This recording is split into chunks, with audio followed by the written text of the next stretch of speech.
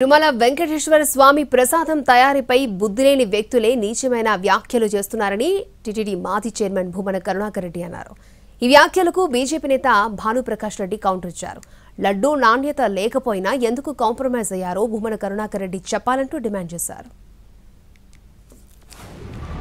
శ్రీ వైష్ణవులే దాన్ని చేస్తూ ఉంటారు.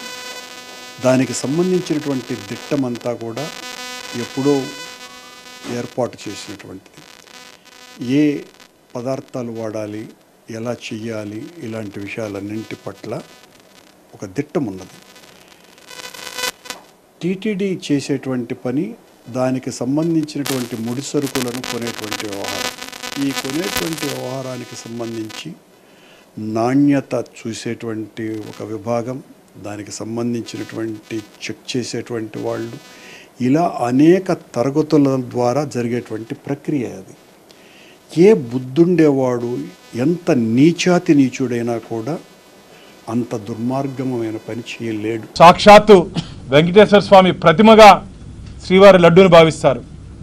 అలాంటి లడ్డు నాణ్యత ఉద్దేశపూర్వకంగా మీరు అక్కడ సరఫరా అవుతున్నటువంటి నెయ్యిలో నాణ్యత లేకుండా మీరు ఎందుకు కాంప్రమైజ్ అయ్యారు? ఎవరి కోసం రాజీ పడ్డారు? ఎందుకోసం రాజీ పడ్డారు? కమిషన్ల కోసమా? కమిషన్ల కోసం రాజీ పడ్డారని చెప్పి శ్రీవారి భక్తులు భావిస్తున్నారు. సిగ్గుండాలి.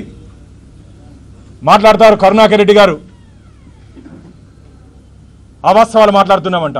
కమిషన్లు తీసుకునే నీకు, కమిషన్లు తీసుకునే చైర్మన్కి స్వామివారి గురించి కానీ శ్రీవారి గురించి కానీ మాట్లాడే నైతిక హక్కు కోల్పోయాడు కరుణాకర్ రెడ్డి అని చెప్పి భారతీయ జనతా పార్టీ భావిస్తోంది.